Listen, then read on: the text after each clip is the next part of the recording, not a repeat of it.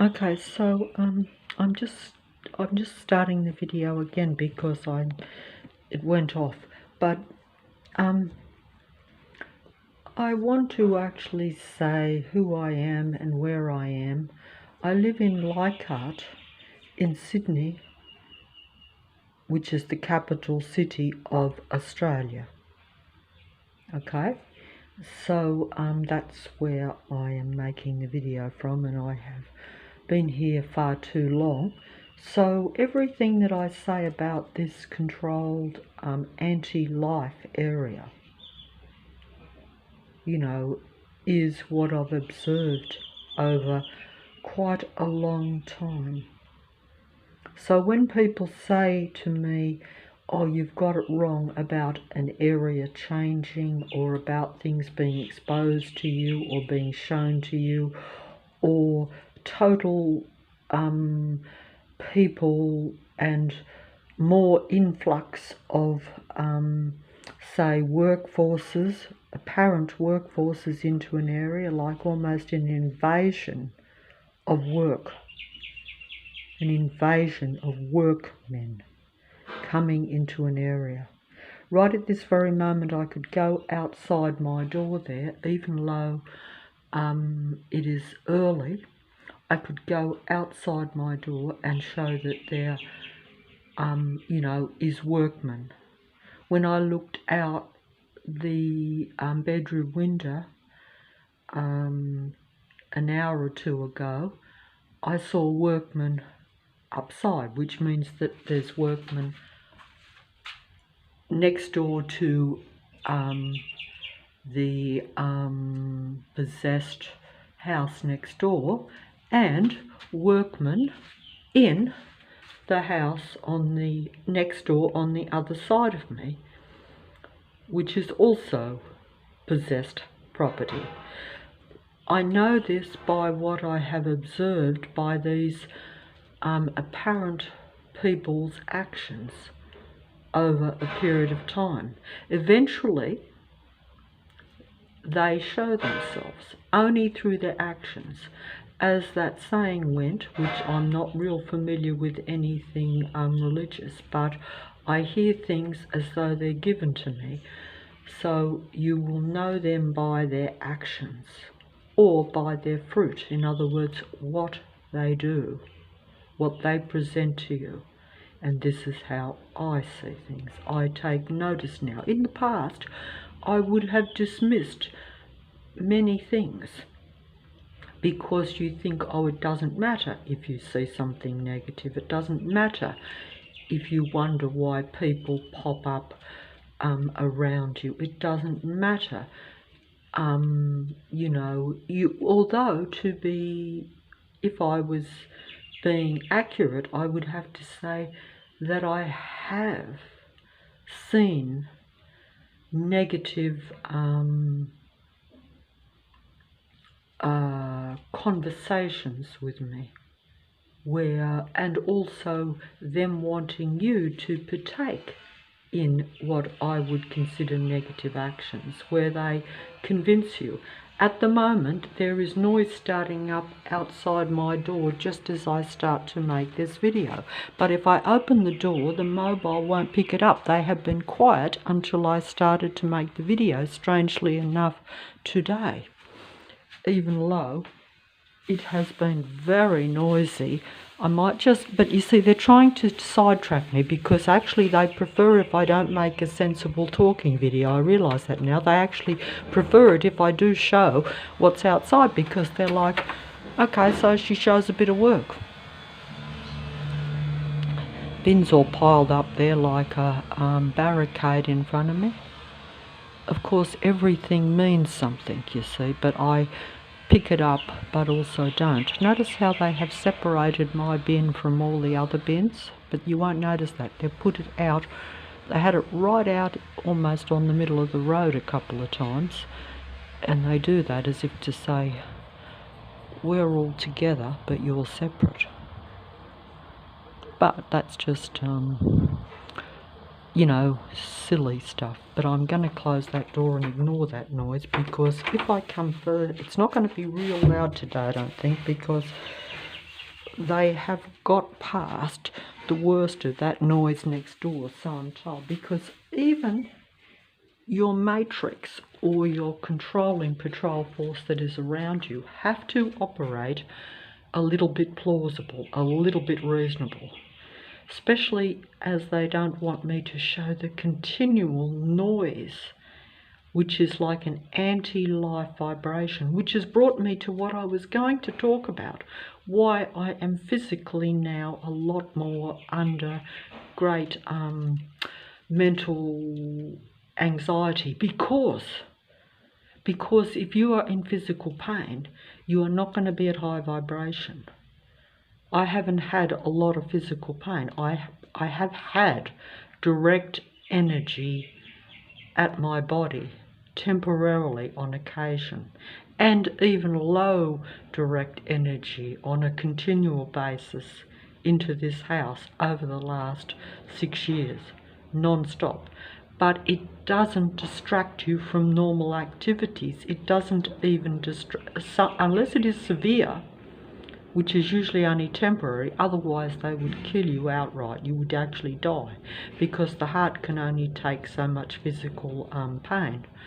But the physical pain that I'm suffering at the moment, the only reason I'm making this video is because a day or two ago it occurred to me that I'll just explain it. Also, I'll just show this bag that I bought, because this is also relevant. I think it's relevant because I picked this bag up, about a week ago, and I picked it up for no reason, because normally I wouldn't, get a bag, and it's not serviceable, but I was attracted to that. A camel. I like camels because they can survive without physical sustenance like water. They can go in very harsh climates, so I admire them. And they can even carry people, even though I'm not sure if they're meant to or not, but they can, and they are very wonderful animals, I would think. That's just, even though I've never seen one, because they are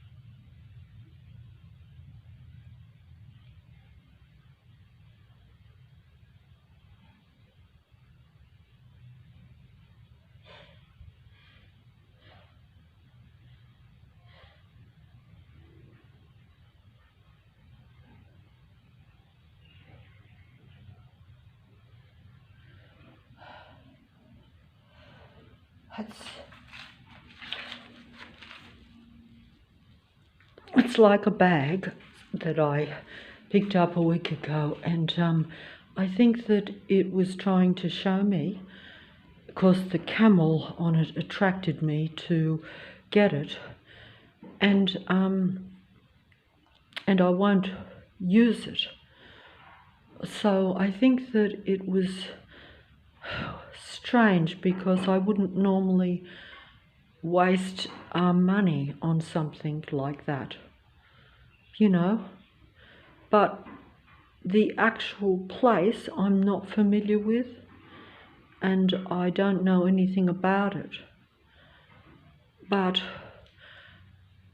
I'm attracted to that name, and I'm guessing that that is where there is a very prominent, very strong artificial force in those areas. Even low, it probably would, the camel, which is like natural and like surviving in a desert, that this is not really a desert, or not a desert anymore, because it has been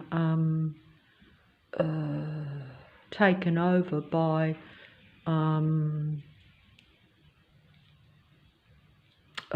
artificial life, which is like technology or civilization, but they're all the same things, except that we don't comprehend, or I didn't comprehend, that it is not like humanity becoming more civilized and therefore better, but actually an artificial life form pretending to be humanity. In other words, human beings, because of possession and because of different ways of bringing life into the world.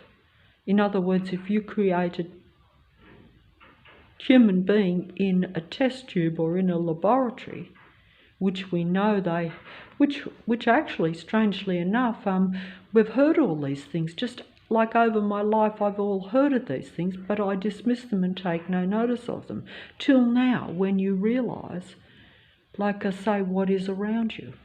See, through that window there, that big window, even though I've got it closed off, I can hear, a workforce, even though it is not loud today at all. It is, my ears pick it up because I've been sensitized to sound. But anyway, I must keep on track here. I was going to talk about something about how about a month and a half ago now,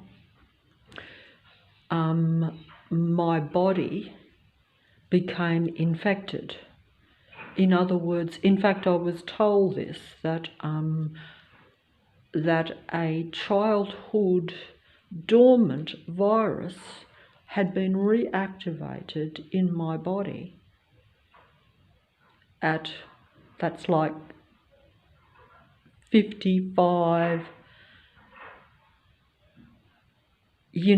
maybe 55 years ago, between that. In other words, 55 years ago, I had a particular virus, a childhood virus or disease or illness that is common, and now it has been reactivated 55 years later in my body due to stress.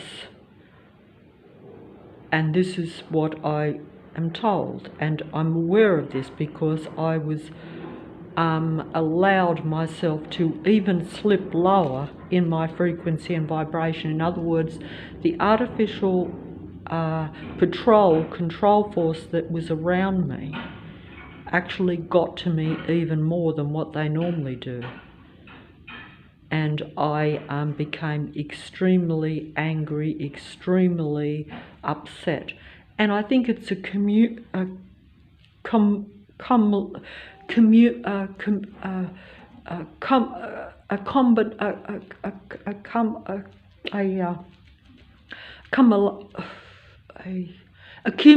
effect. Sorry, an accumulative effect over time, because it's been going on for so long, and I try, and it shows that I'm someone that can easily, just with the slightest, smallest thing, can raise my vibration. But when I'm that's why they brought in this workforce around me, a complete workforce of civilians and apparent army work people, which you can see that they are an army. You can see that they are controllers. You can see that they're operatives, that they're all combining. But the civilians that are on foot and that are, those around you in all the houses everywhere, Literally, there is hardly one house. I have watched this over 6 years. Not one house, not one shop, not one property. In other words, hardly any space of ground where there is a building that is not or is not allowed to be inhabited by this army of civilian and workmen to go in and out of them. I've seen it over this because I have been part of it, in the sense that I am the centre of it around here, or at least that's my perception,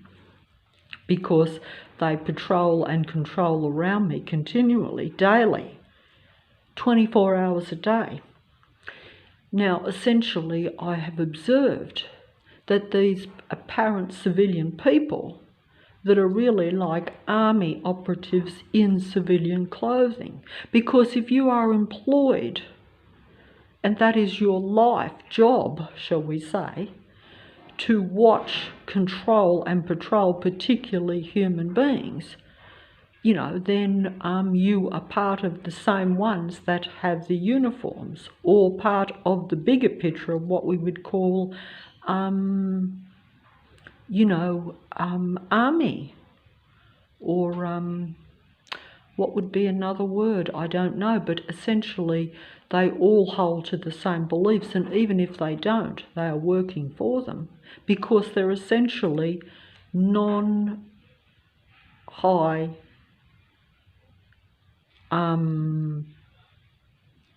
they're essentially non-life, therefore non-high vibrating, high frequency type people. They don't have that potential.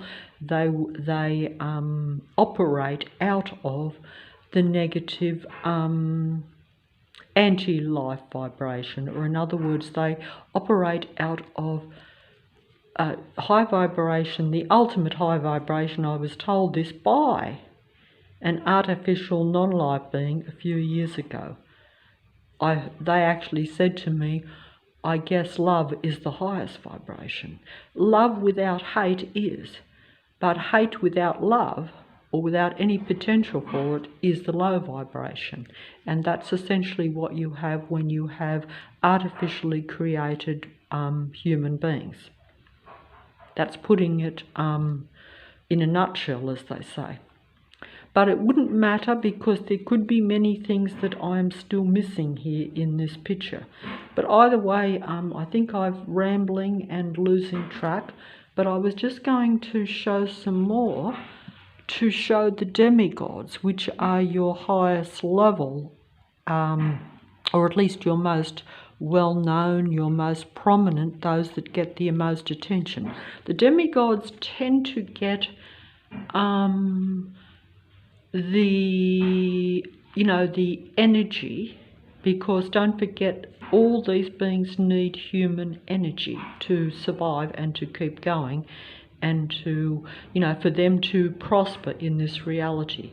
A plane is going over as I say this, but will I run out and get it? No, because then all the dead, dark people that are out there, even if they're only in the houses opposite or around, see me run out, and I think it only agitates them to try to control more, because don't forget, they're survival machines, they're negative beings. Even if you're a human being that has allowed possession at a young age, we mentioned this, I think, like I've talked about the movie The Innocents, but that's like where innocence is lost because possession has taken place.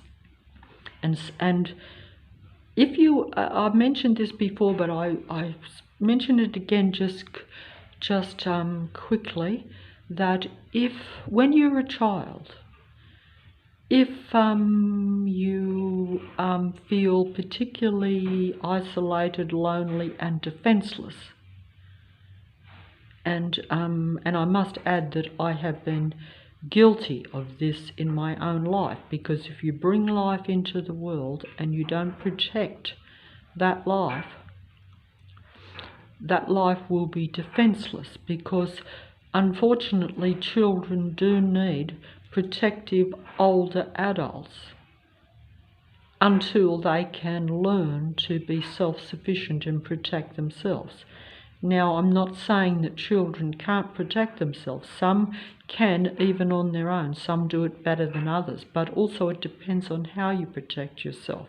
If you allow possession of a dead dark spirit or of a negative being in order to protect, because if you see like the children in The Innocents, where they had interacted with dead dark spirits in their life, and then when these beings passed on, they stayed in the earth. They did not pass over correctly, as any dead dark spirits will not pass over correctly. At least this is what the movie showed.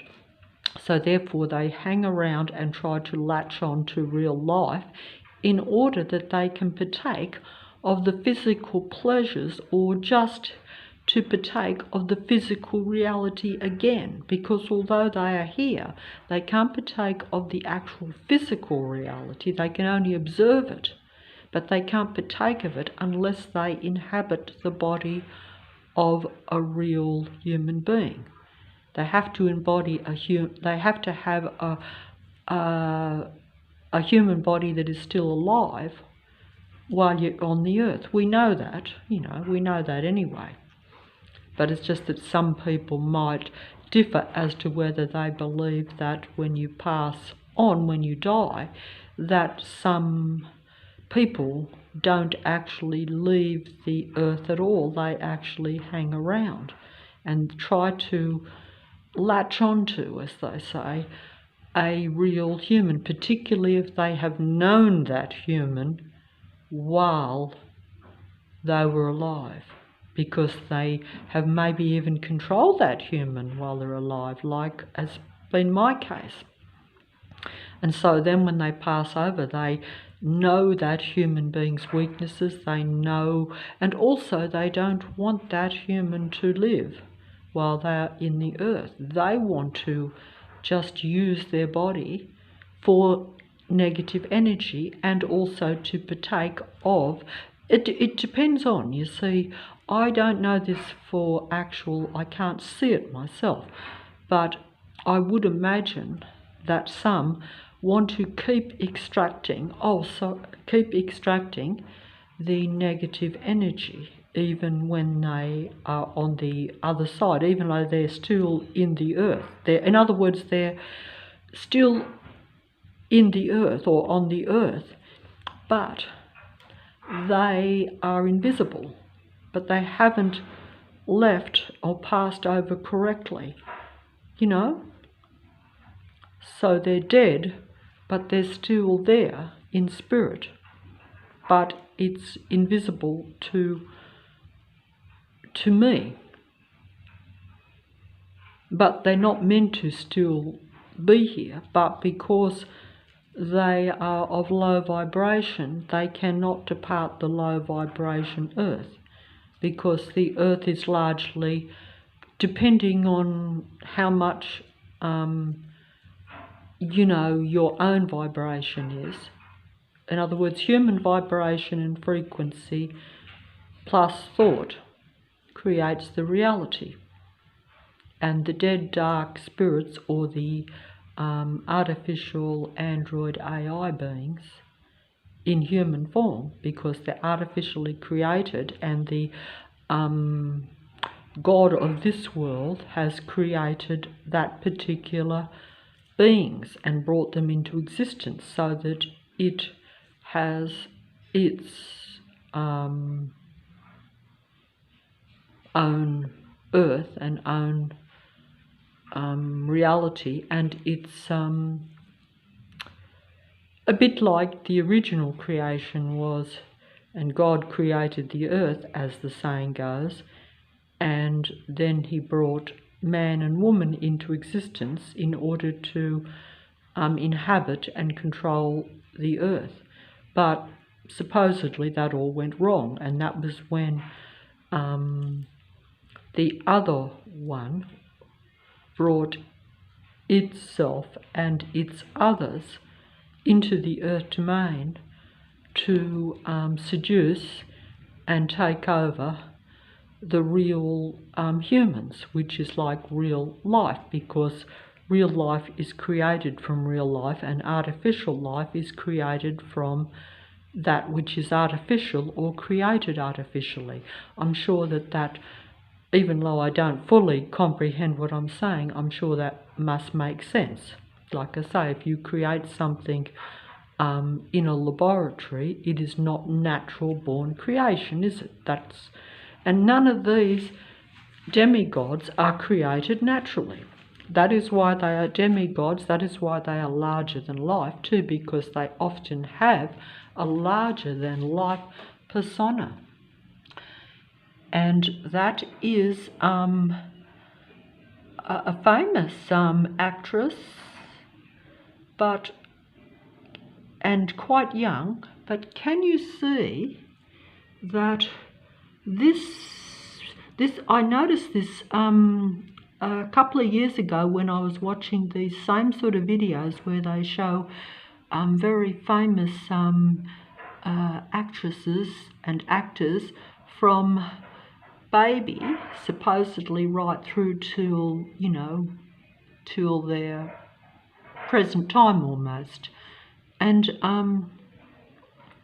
I found it just fascinating to look up some of the well-known favourite actresses, etc., and even those that are just well-known. And like this particular one, you can see that even though it's only a child, quite young, I'm not sure what the age is because it doesn't give, sometimes it gives the years, which you could figure out the age if you did, but as you can see, there's lipstick on the mouth in this early photo to make it look like a very pretty little girl. And the eyes too. But I noticed this when I looked at this particular one. I'm not saying that it's the case with all the famous movie stars at all, no, but I did notice it with this particular one. In fact, there's more,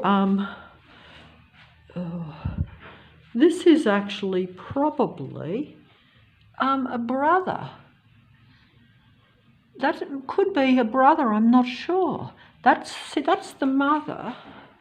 This is, I just noticed this now because I was only focusing on the famous actress, one of your greatest movie stars, or certainly one of your most well-known and a very good actress too. I never favoured this one, but I was impressed with her in many roles though, which surprised me, which is often the case in my case because I have ones that I will be attracted to. And I'll sometimes watch them in anything, but then I won't favour another one, but because I like to watch all movies, I will watch them and then I become very impressed and say, well, I really think that person was very good in that particular role. But look, I think that's like meant to be the mother in the centre and the famous movie star here, of course, and then maybe meant to be a sibling. Picked up that word the other day, so I've got to impress, because if, I've got to impress myself, but also impress if I get someone listening. But that is the brother, I would imagine. But I could be wrong, so if I'm wrong, but either way, it could be either, couldn't it, if you look at the face, because the face is quite almost, I don't know how to describe it, but it's almost the eyes and the face, but no lipstick there. See, so it's meant, I think it could meant to be a brother, but is it? It could be, see, this is the duality. Can you see that they can be whatever you want, really? It just depends on how they want to present themselves, or how they're made up almost, if you want to look at it that way. Am I showing something there or not? But maybe I'm not. But the mother doesn't look as beautiful as the two offspring. not off, is offspring the right word? To the two that she's supposedly brought into the world, by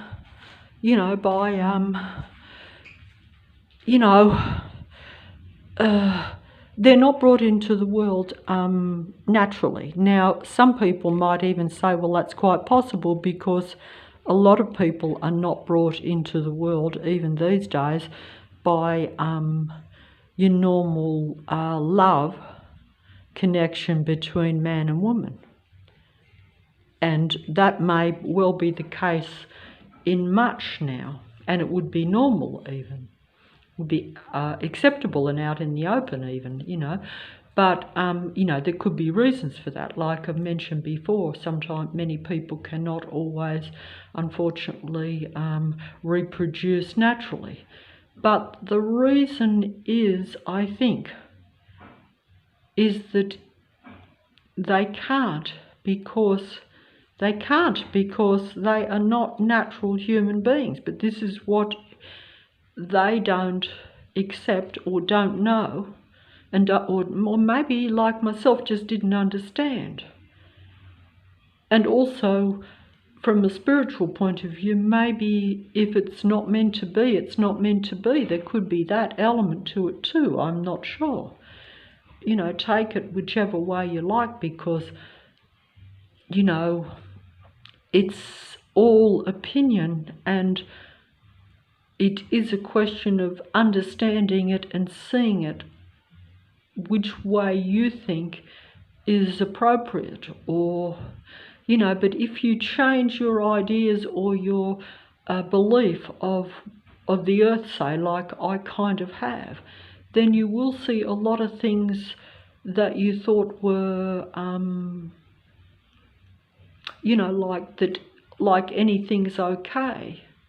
You will say, well, it happens, and it may appear to be okay, but it may not be as a benefit or as good for everyone as what you might think. You could be making wrong choices, as I have. So, that's life, I know. But at the same time, if you had more knowledge of, like myself, more information, more knowledge of what the bigger picture of the reality is, and understood what you really are, you would make different choices. We all would. And that is the deception of this reality, is, I think, to get you to go more with the artificial reality, because it is an artificially created reality now. It's not a normal, natural, random world at all. Even if you just took it that humans are all partaking in a control system around particular individuals, with the aim of limiting their frequency and vibration so that they have full control of the reality, and therefore have a controlling dead dark reality happening. And this is through technology and through individuals who partake in that system. Because if you are deliberately patrolling and controlling and trying to suppress any other individual at a physical level, and therefore at an emotional level, where that person becomes overly angry, overly low vibrational, like myself, to where then a physical virus that has remained inactive in your body for 50 odd years, but then pops up due to pressure, emotional stress, pressure, in other words, breaking point, to where then, due to the interference by all those around which are participating into your emotional, low vibrational, low frequency state of mental health, but also with the addition of negative energy in the form of invisible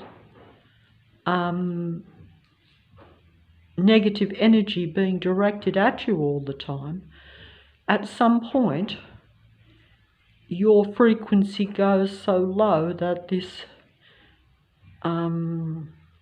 virus is then reactivated and breaks out on your body, which has happened to me. And this breaks out and is a physical condition, a very unpleasant disease, physical condition, which then is also very physically painful on a continual basis. Like I can feel it right now all down my arm and over my chest. In fact, at first it felt like a heart attack, but then it extended. And it kept going too, because I have experienced direct energy where there is temporary sensation of a heart attack in the past. But when it keeps going day after day, and then a huge, very unpleasant rash occurs, you know that it's something different, which it is been diagnosed that way even. But what I'm trying to say is that it should be past now, because the actual physical rash is clearing up, or has cleared up. At least that's what I was told, and I visually see it, even though it's still very... see, it's a psychological game, even with this, because the pain is still there, even though the rash has healed up. And they actually say that this does occur for another 2 weeks, but it's past 2 weeks now, and I'm still experiencing the pain, because and it's actually said that it is psychological physical pain, which is interesting because of the trauma of seeing the rash, which was very unpleasant, and the subsequent pain that went with it. And this is like life with a human being. Someone said a few years ago on a video that life is all trauma. And I thought, well, that can't be right, even though I agreed kind of with them. But you see, that is like, with that physical condition, they are trying to extend the trauma. And they know that my mind, because human thought creates reality at all levels, and I don't think I'm explaining this well, but my mind is continuing that trauma of the infection that should be past now, because it was because I was already at the lowest vibration and frequency. Then the unexpected trauma of that physical condition, because it was extremely unsettling for me. It was extremely, I can't find the word, but it was revolting to me. You know, like I've had physical pain in my body and bruises and all this sort of thing, and it, by comparison, water off a duck's back, even though it does wear you down eventually, as is the case why this could all happen. I'm saying that it's cumulative. That was the word. You know, it adds up. You might think you're getting by, but you don't realise that every little incident is adding up, and then it becomes breakpoint, and then the human body, which is actually a lot more remarkable than what we realise, and the human mind will break, will not be able to handle this, that you know, the old saying my father used to always say, it's the final straw that breaks the camel's back. Even though these particular individuals that even will tell you the truth, they know the truth because they are part of it a lot of the time. They are watching you even when you're young. They are watching your actions. They are hoping to see breakpoints. They feed off the negative energy if they are of the others. And unfortunately, some of them are. And in my case now, I realise that most are. Whether that is because they are all surrounding me at this time, or whether it is that most human beings have left the matrix, or in other words, passed over or passed on, depending on how you want to say it. And that, but I think this is probably true in particular areas too. Like in other words, in Sydney, it could be that many of real life normal human beings, I say normal, in other words, they, you know, in some ways I would say that normal human beings are more a victim of their environment, like myself. In other words, you have the potential to vibrate higher, but you also can vibrate lower depending on what is around you, depending on who you associate with, what life circumstances will happen, and also how you deal with them too. Like I say, you may only be looking for this, like at this end time point in my life, I have largely been looking for just the slightest little bits of what you call happiness. In other words, you know, I look for the smallest things in order to try to bring myself up, because I know that I can't change everything that's around me. You can't change the character of artificial people or even human beings that have gone bad, as they say, or that want to, you know, live in a dead, dark, demonic type of reality and actually enjoy. It's a bit like in the vampire movies where the vampires enjoy being a vampire, and sometimes they seduce humans into thinking that that is a desirable reality and association to be in too. I saw that in the interview of the vampire movie that I watched years and years ago, where it explained how some humans become dead dark spirits or dead dark vampires. In other words, they end up, because they allow themselves to wallow in negativity, you could say.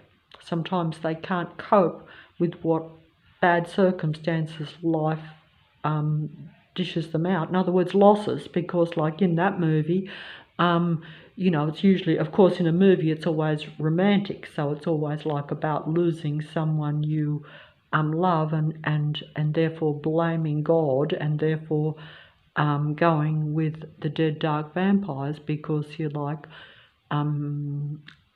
they give up. They're like, they don't want to live without that person, because if you experience the high of false romance, you will not be able to deal with even a basic reality, because like a drug addict, you're addicted to the high. And I've been told this, as I was told not long ago, and I've also been under this pressure myself. I've experienced it, even though it wasn't a legitimate real relationship. In other words, even though I never actually engaged at a physical level with this person. In other words, they weren't even in my physical reality. I never actually had them face to face. But you know, some people, it's a bit like all these demigods. You can worship and admire the demigods, you know, your favourite people that you never actually meet. But you admire them more than a lot of people you actually know, because they project the best of the human emotions, whether it be through singing beautiful songs and informing you of how the world really should be, when these beings do not like the world the way it is, and they certainly don't want the world that you want. Because how could they? They only want an artificial control world for themselves. Sure, some of these beings may have a freer life. They may have like money, fame and fortune, and therefore a freer, more abundant life than what you have. But they don't care that you are in a limited, controlled, suppressed life. Not while you worship and admire them. Like I say, there's many ways that these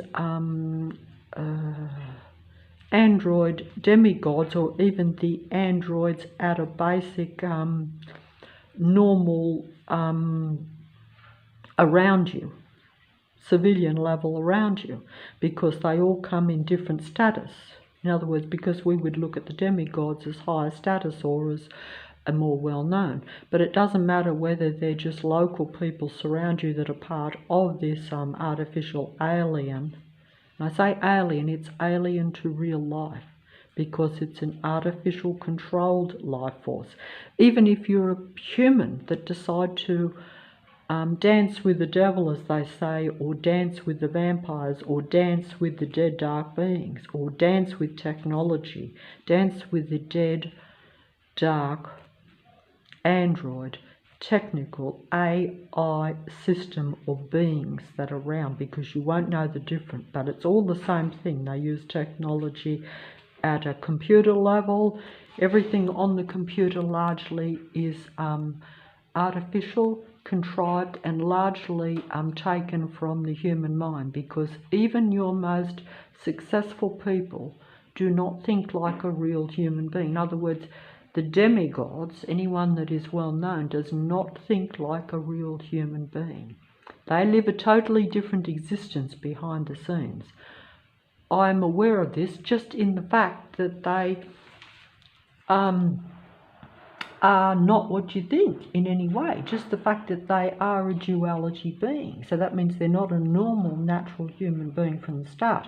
And this means that the spirit is different, even though they imitate, emulate, and copy and project the very best of the human traits. This is to keep you under control, to keep you admiring and watching them, keep you captivated by them, and basically giving them your energy. There's many different types of energy that you can give to the demigods and to people around you, and even in personal relationships. But if you're interacting with the anyone that has a negative spirit, even if you want to look at it that way, you know, your psychopathic negative beings, which are most of the population, at least in Sydney. Like I say, some areas it may vary. I don't know the other areas. That's why I showed you that Dubai thing, because that would be a very high controlled area, I would imagine. But I only assume that because in this reality, as we know, if you transform a desert into a city, that is power. That is where you have the physical power of the reality, because there is a physical reality, but there's also the mental, spiritual, vibrational frequency reality. But they have merged, just as these demigods have merged in their physicality, because it is controlled by the God of this world, which is not the being that brings natural life into the reality. It is not, as we know, the original creator. You know, it is one that came and, you know, whether it came voluntarily or not, I'm not quite sure, but, well, you know, that more others would know more about that. But it came and interacted with you know, the offspring of original natural life, you could say, or that which was created from that spark. In the image of man, in the image of God was man created. Is that how it was? Right, okay. Because I am ignorant, but I'm trying. But at any rate, you know, and I've only been new to this since the Matrix and this God and its patrol force came down on me 6 years ago. But of course it's took me years to see any sense of the reality of it, because you wonder why people, apparent normal people, are doing this to you, because you're like, why? I don't know them, I don't affect them, but you see, they think you do affect them, because they're survival machine beings that are all about them having the attention and keeping their control reality going. You don't realise that while you're living life at your lowest level, they're happy, so they have no reason to expose themselves or to show themselves.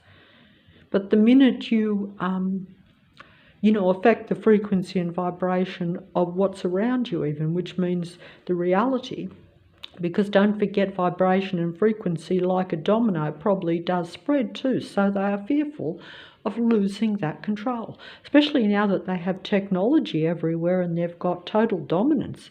They don't want any normal life, seeing any other normal life and thinking, oh, because you will recognise real life and you'll probably say, oh, That's funny. Maybe I am surrounded by a lot of technology. Maybe the people around me are a little bit too technological, even if they're just using, like we do, the computer and the mobile too much. Maybe they're using it sidetracking, and maybe it's just they don't want you to recognise something that you should have or something you should associate with. Maybe you might see a light or a bit of happiness in someone, and of course they keep you down to where you look like a negative person like everyone else, to where you don't emanate a high frequency and vibration, which is what they do with me. Like if I try to go outside with all these controllers around me, and I might try to smile at something, they don't want that. Even if you're faking it, because you're trying so hard to make yourself feel a bit better in the smallest way, because they micro look at everything. Don't forget, they notice the slightest little thing. It's unbelievable how the technology suppresses, or how the people that are technological and use technology, and because they patrol to such an extent, they watch your every movement. That's why they're always around, even though it might look normal to an outsider. If you've always got someone in your sight, because like I say, it's a sight and sound, and therefore a real reality around people, to where you're always aware of their presence. Just like I can hear banging next door right this very minute, even though the mobile, of course, doesn't pick it up. And you would probably say, well, that's normal. But it's not normal 24 hours a day. It's not normal to really get any space. The only time you're away from it is when you're asleep, or if you or if it's really late of a night and you're focused on the screen on the computer. That's right. Well, then they're watching you anyway, because you're watching the screen, you see, because that's the computer. That's the technology of the God controller of this reality, and its relatives, its disciples, its other beings. It's all about that now. It's been a gradual suppression by technology, or a gradual control by technology, which no one would doubt. But I'm just going to show the duality, how you can actually physically see that most of the people around you, and most of your demigods, which means like anyone who is famous or well known, no matter who they are, if they're on the screen, you will see it if you really look. But don't forget, you will have to micro manage what you look at, the same way they micromanage us or real life. You will have to look at a micro level at them, because they are very clever, and they have got it down to a fine heart now, to where in the past, if you were a normal person, you would probably see the duality in the face and body of many people, quite obviously. But now, because not only is it acceptable for people to look any way they want and to be whatever they want, and to, it's normal, it's harder to spot, but also it's acceptable. Whereas back in the past, if you dressed even different to, say, the majority, you would stand out like a sore thumb, as they say. But not now, because everyone can dress and be any way they want. In fact, the more outrageous or the more different or the more individual, the better. And this is neither a good or a bad thing, but all I'm saying is that if you're looking for the combination of the human body or the human physicality, it is almost impossible to spot now. But I'm just using older, very famous movie stars in these videos, not only because I'm greatly attracted and fascinated by them, but because they will show a few more obvious traits. Like I say, it's strange that that famous movie star, they're starting to make a lot of noise next door actually now with all that banging, but it's not going to be picked up by the mobile, but it's like a crashing down of something. But of course, if I go outside, they will be legitimately doing work. So that, doesn't make my story hold ice. But either way, I forgot to say that the trauma from that infection and that wound is now continuing on, and that is like trauma bonding, what they call trauma bonding in relationships, where you can't let go of a relationship even though it hurts, even though every time you are hurt by someone you like, say for instance, instead of walking away and letting go, it builds that trauma to where you find it harder to let go. You become more determined to make it right. Or just the oscillation, like the drug, of feeling good about the person and thinking that you're meant to be with them, or they're meant to, or particularly even if it was, say, someone close to you, like even parents. You don't want to acknowledge that your parents are no different to the demigods, that they're essentially an anti-life force against you. And so you're unaware that you're being messed with mentally. You're unaware of it. And I have to say, this is so true. And even if you become aware, you still will... I can't explain it, but I know that it's happened to myself. So it's a weakness in your mind to where you are not willing or not able. You might even think you're not able, but a lot of it's just that you're not willing to,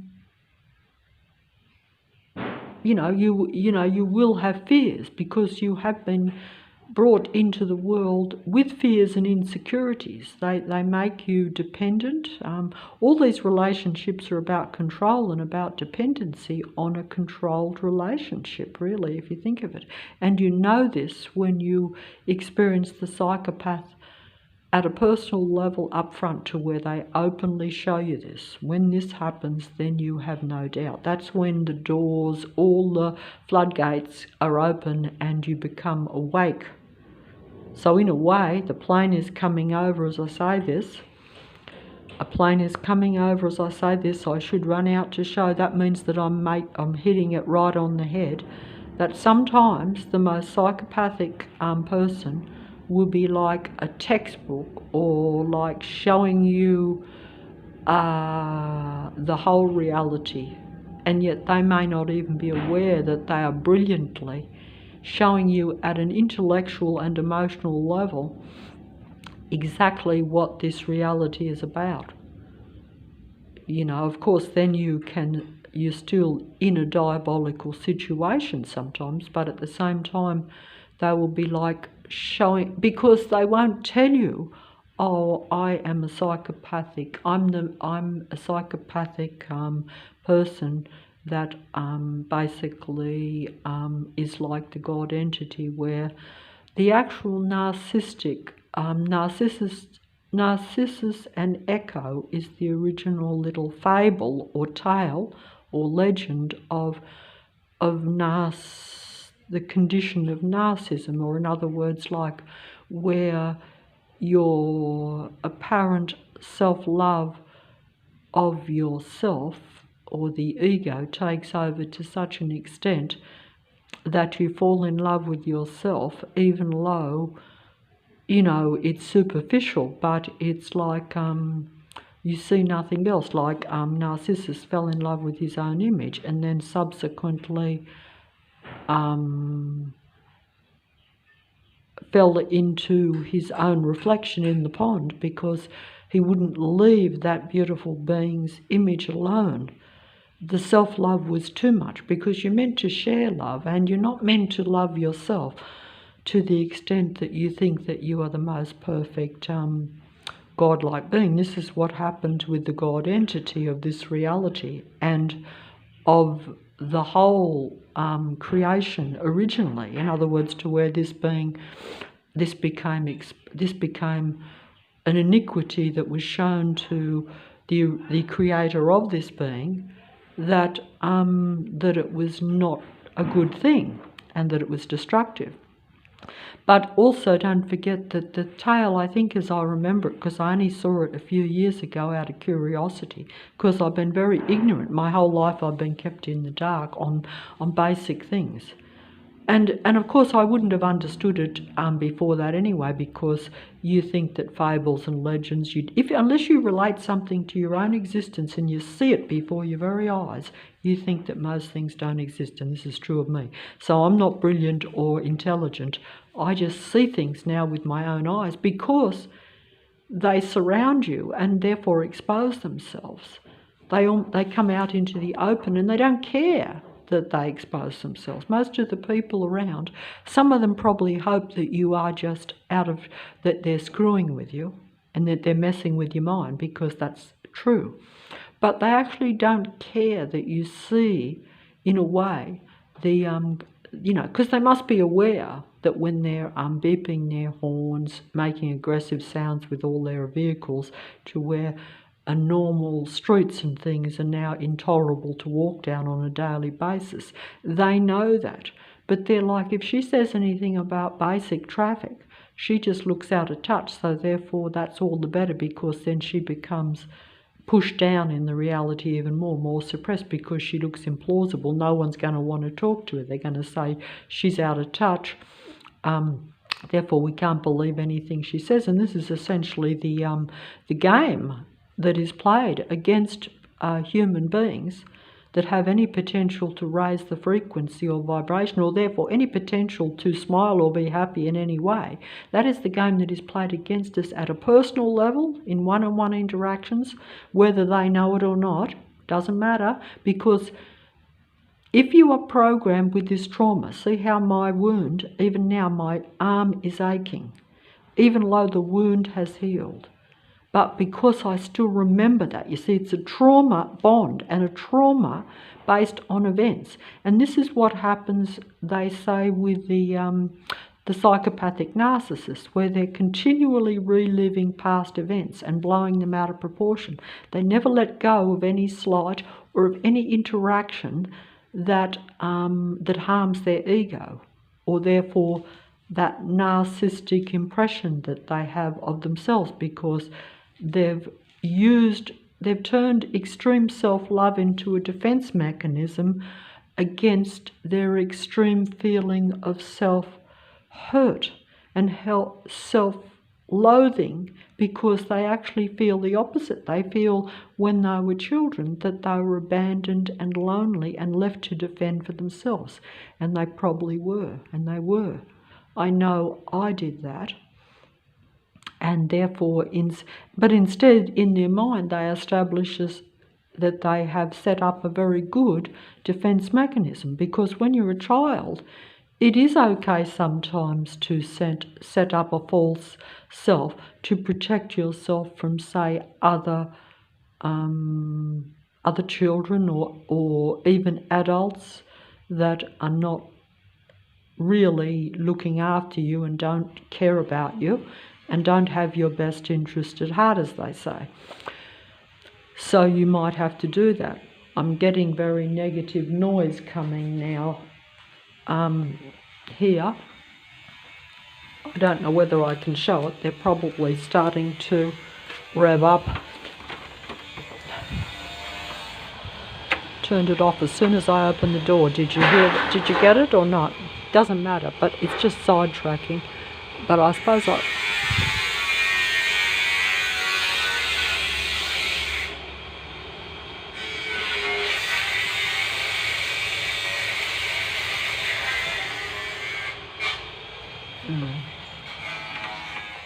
see, they're trying to move me along, because that kind of noise will actually, and also because I'm getting all this physical pain, it means that I cannot heal the trauma like the artificial or even human beings who become psychopathic cannot heal the past trauma. It keeps getting reactivating. This is why I'm using, because it occurred to me that this is ridiculous, that I'm getting pain after the physical wound has healed. But it still feels as though the wound is there, you see, all down my arm and down my back and over the front part of my body. it still feels as though that wound is there. Because trauma, I'm allowing that trauma to be reactivated in my own mind, because the human thought and the human mind is very powerful. I realised this a few years ago. I'm like, there's no reason that human beings should get sick at all, really. And this is what's been kept from us, because the human mind, everything that is, because the human thought creates reality. The human being is a life force. This is why the artificial ones, which are not a life force, try to control the human beings. But instead, I'm being controlled by my own fear of that wound right now. So although I'm making this video and like a real smarty pants, aren't I? Yeah. But I'm not, because I haven't got control of my own mind. Because that wound is giving me very unpleasant pain. And it's very unusual pain too. It's very unpleasant. It's not like the dull, aching pain that you can almost tolerate, that you get from physical aches and pains and different things like that. No, it's and also it was like extremely visually and mentally disturbing with the type of wound too. It actually, especially to someone who has an obsessive compulsive type of programmed mind. I say program because I was programmed with that when I was a child. In other words, because there's different types of programming, and I don't understand the reality enough to speak on this as confidently as what I'm doing, but anything that is put into you in a child, just like the child that is feels trauma or feels unsafe as a child, feels that they don't have control over their reality. There's no protection, and they don't have control. So therefore they adopt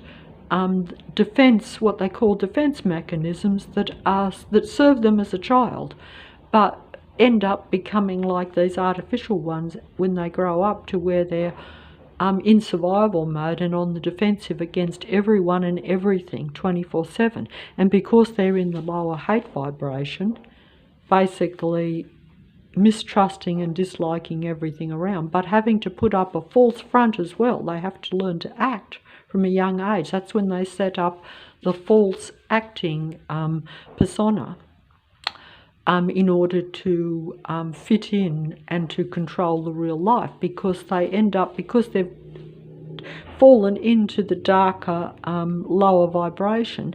They have to then extract negative energy from human beings in order to just survive, in other words, to keep going. And they do it many ways. The demigods do it through extracting admiration, and therefore positive human energy. But most of your even demigod types, if they're not, they might be, like for instance, most of your demigods might extract positive energy. In other words, anyone that's on the computer will extract positive admiration, usually from those that watch them. But in their personal life, they will be extracting the more powerful negative emotion, which is what they really enjoy and gives them more satisfaction, more life, from, say, their personal partners or people around them, anyone they can. But I suppose if you're a demigod and you are, like, say, on the world stage and very well known and getting a lot of physical benefits from it, you know, the admiration at the positive energy level, shall we say, will be very great. Because if you're very well known, say worldwide, you will extract a lot of really positive admiration. So it might suffice. I don't know. It would vary from a demigod person, and the same as in real personal life, people around you, it will vary how much control and how much positive or negative energy they want or need from you. Because that's why these people or these beings, whether you think they're real or not, we know that the psychopathic narcissistic person, even though we don't think that they make up as many people as what they actually do, because they present the persona of being the best people. You know, if you're dealing with someone that pretends to be helpful and pretends to be kind and pretends to be a happy, positive type of human being, whatever image they're presenting. But if it's positive, you don't realise that they, are of the dark, because otherwise they wouldn't exist. Otherwise, this reality would fall down if every human could realise, every real positive, real life human could realise and see beyond the facade. But how can you? What is presented to you is what you usually will buy. It's very hard to see a negative, dead, dark spirit that is behind, say, someone that is doing something positive in the reality. But we know that the psychopathic personality alone is always charming and friendly. We know this. This is well-known fact. And the narcissistic person always often pretends to be your most community, helpful person, etc. These are all known facts now, but we still buy into it on a daily, personal thing. How can you not?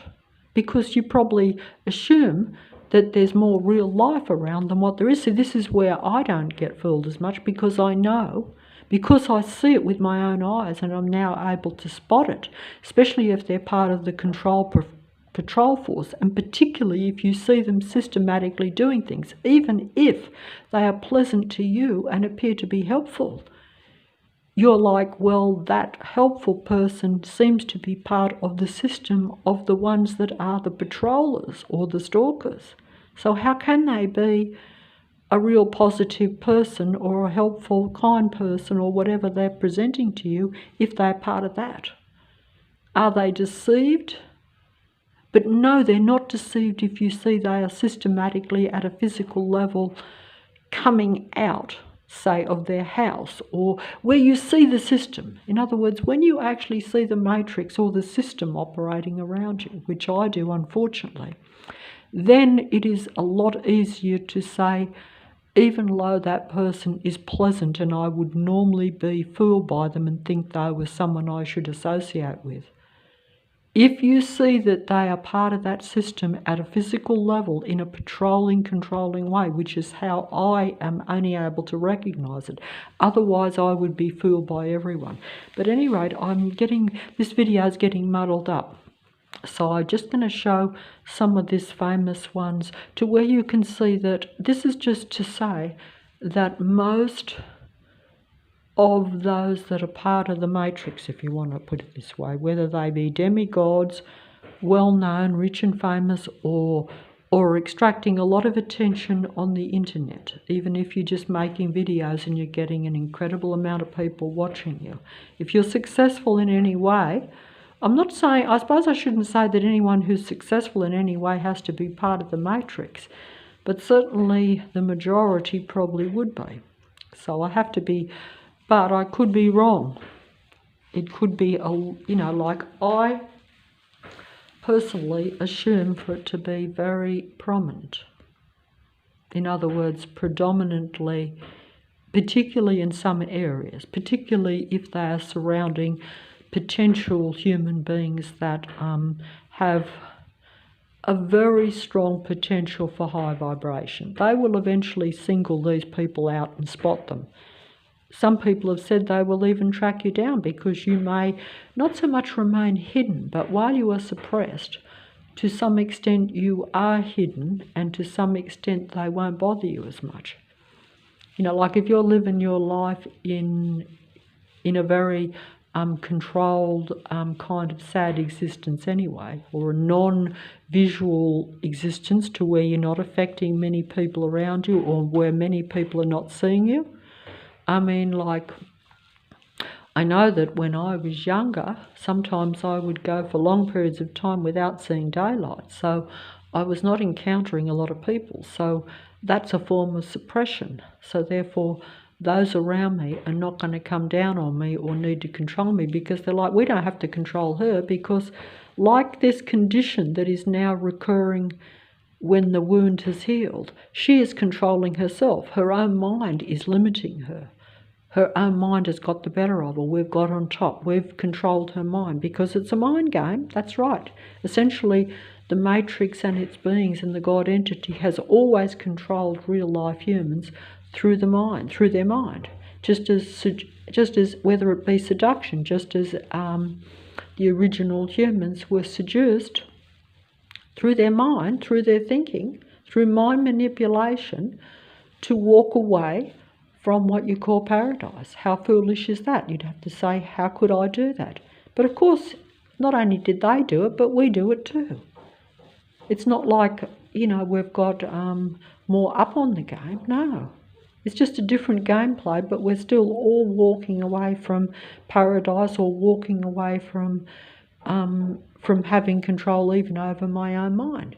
Because if I'm still feeling pain right now, after the wound is healed, and after even what they actually told me, I was told this at the medical centre, that you will have pain even 2 weeks after. And they're like, and I thought that was weird, because they're like saying, oh, you've got to trick your mind into not feeling that pain, because they're well aware of this condition, that there is subsequent pain. And some people are not able to, that's right, and that is because of the environment, I think, because I'm pretty sure that if this had happened 10 years ago, to where I wasn't quite as aware of the matrix, I'm pretty sure that when the wound healed up, that my mind would say, it's all over now, I can get back to at least feeling relatively normal. But because I'm surrounded by this noise and sight and sound patrol system around me, like I can hear weird, unpleasant noises coming from that construction even now, even though the mobile won't pick it up. But you see, I'm not in the environment to where I'm able to let go of it, because I was already in a bad mental state before it happened, which was why it happened. They actually say this, that if you allow yourself to be really stressed, your immune system allows for this virus to be reactivated. Also, what they probably don't tell you is that if you're getting direct negative energy at you all the time, that's an added negative thing. I've been fighting that off for the last 6 years.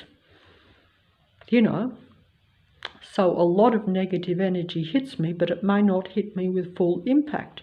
But it can hit you at a more fuller impact the lower you feel, which is like how you feel mentally. And I was feeling, just for a day, see, it only takes a little bit to reactivate something that has been dormant and that shouldn't be reactivated, provided you're at higher frequency or even a normal, remotely normal state of being. That would not have been otherwise it would have been reactivated any time over the last 5 years, quite honestly, quite easily. But even when they were doing quite negative things, and even with this patrol system, but sometimes, like that saying goes, it's the final straw that breaks the camel's back. But at any rate, I talk confidently here making the video, even though I'm very uncomfortable. I'm using the video to try to distract me from pain, from physical pain. I have to say that.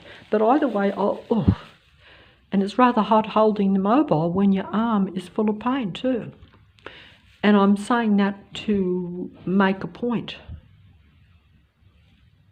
And only people who are in the same boat as me will even remotely relate to it. The rest will say she is an actor of the Matrix world stage, just like everyone else, because don't forget, these beings are all about getting attention, getting negative or positive energy. So they see even you making a plea for some sort of help or just hoping for some sort of miracle, they see that as an attention thing, as extracting, trying to get some sort of, positive, even if it's like victim energy of people. And, that's just how it is. So you can't really win, but at the same time,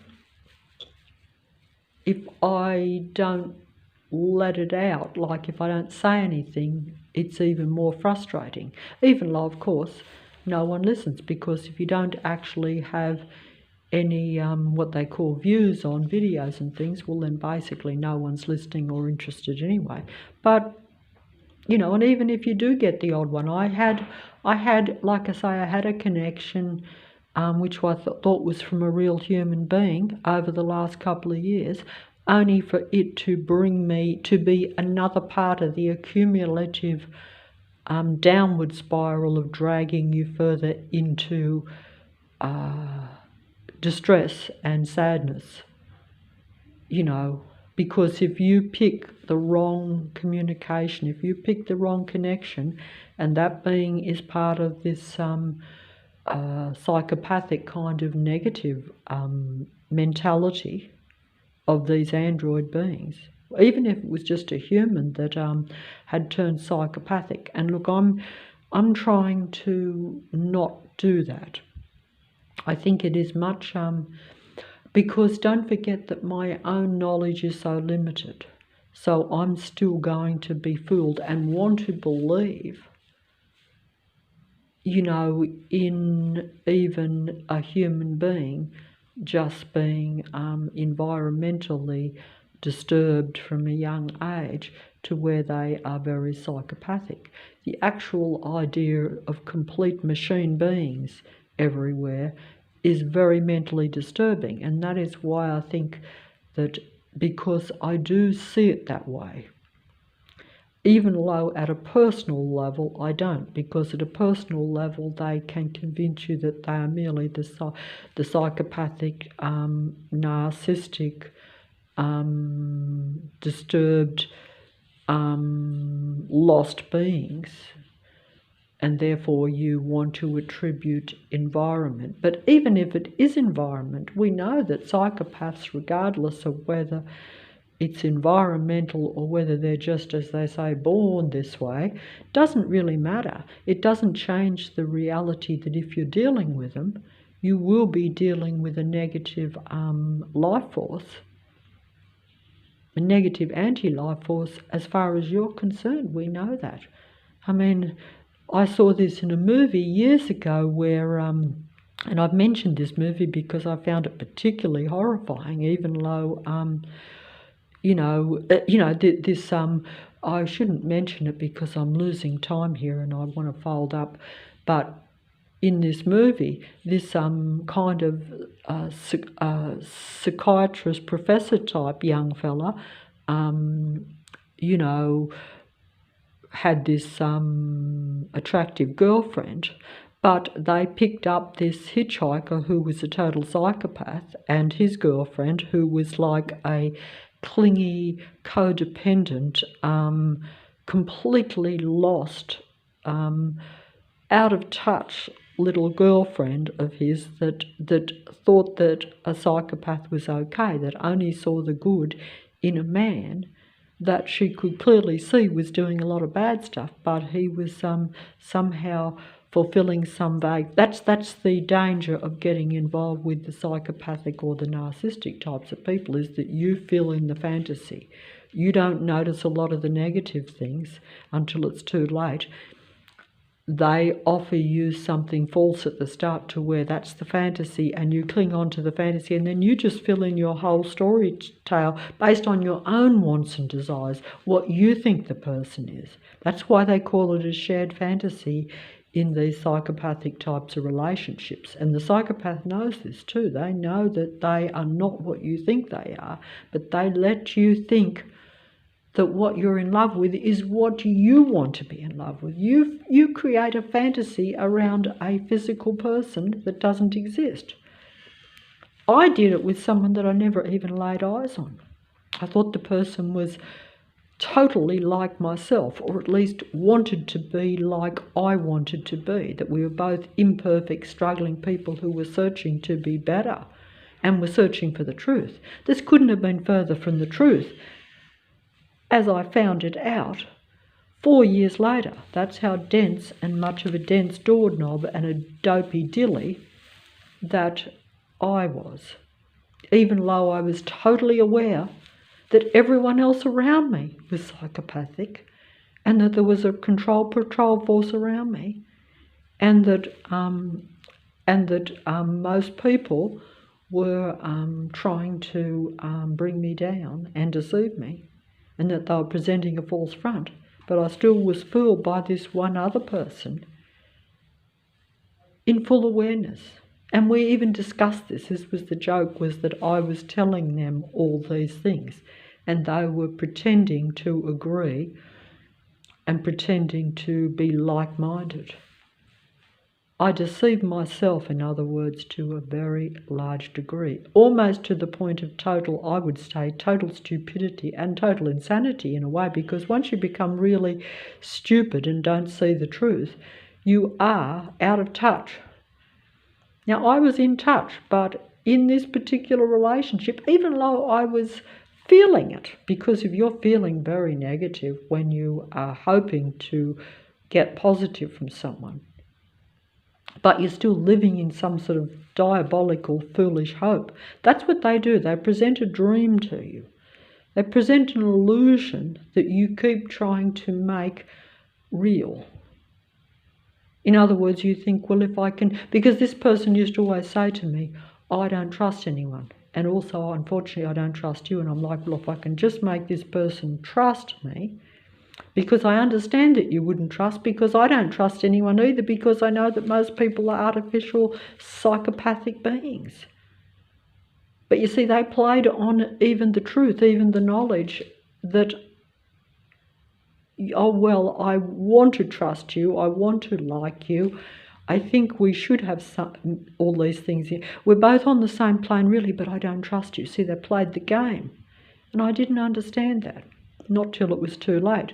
Not till, I'd nearly brought myself to, like with this physical condition where the trauma bonding, the trauma and the fear and the pain does not go away.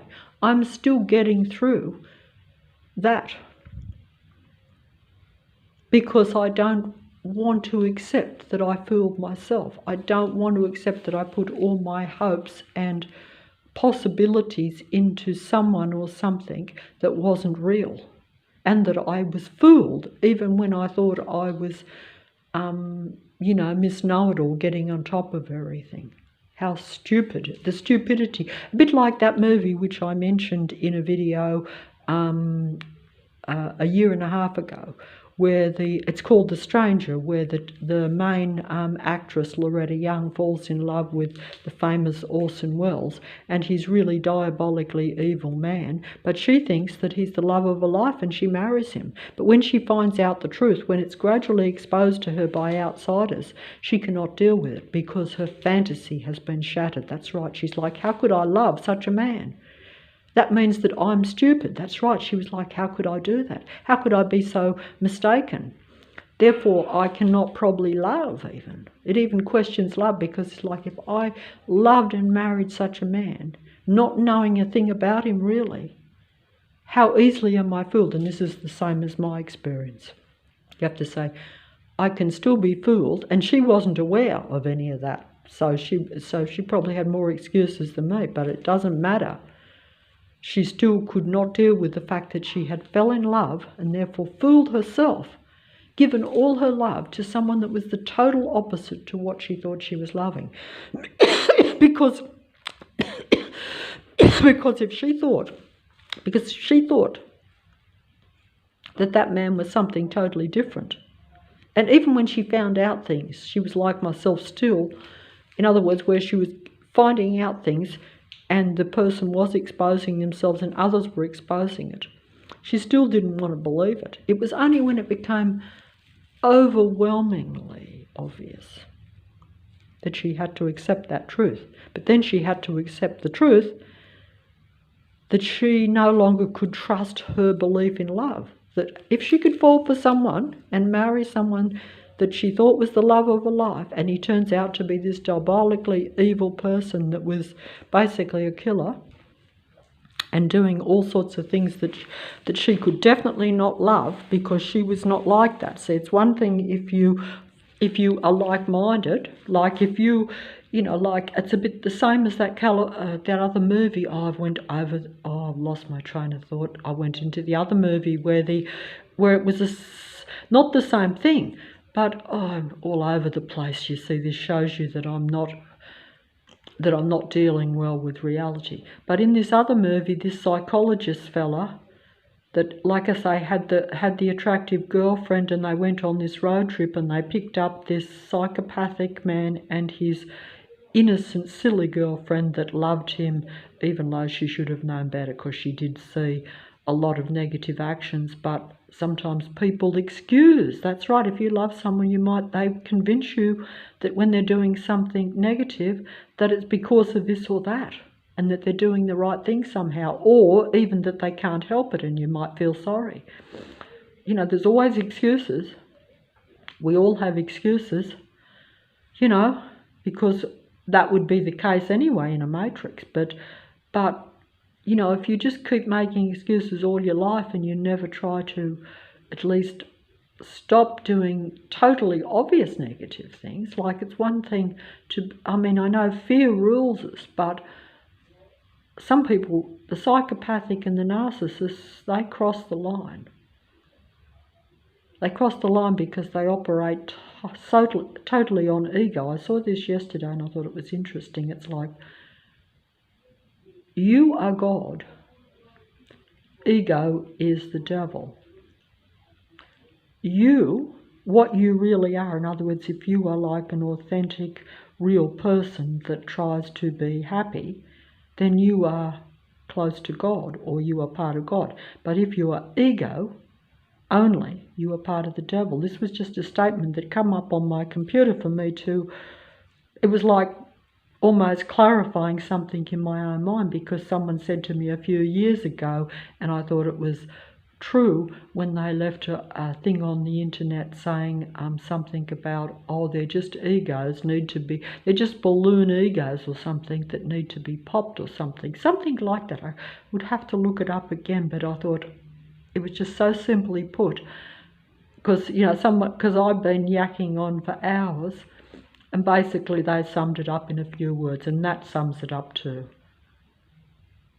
That if you are of a higher vibration, or even want to be, and I certainly don't feel like it at this moment, and so I'm not. So when I go outside, if you're in physical pain and you're feeling angry, even if it's angry at yourself, it doesn't matter. That keeps the trauma going in my body to where the pain is continually going, even though everything should be healed. I should feel at least comfortable in my body at the moment. And that is the same as the psychopath or the narcissist, as they call them, and anyone who keeps a trauma going from their past. In other words, they're reliving it in the moment, even though the wound should be healed, even though that event has long since passed. That's why they say these beings live through never letting go of something. They take everything personally. The android beings watch everything. They take everything as an offence. Everything you do, even small things, because they micro-watch, because they're around watching your every movements, taking notice of everything you say, but they take offence easily. They take offence, as they say, where no offence might be intended. You might just be speaking your mind because you think you're dealing with real people that don't take everything too serious. I myself am not offended if someone tells me the truth about myself.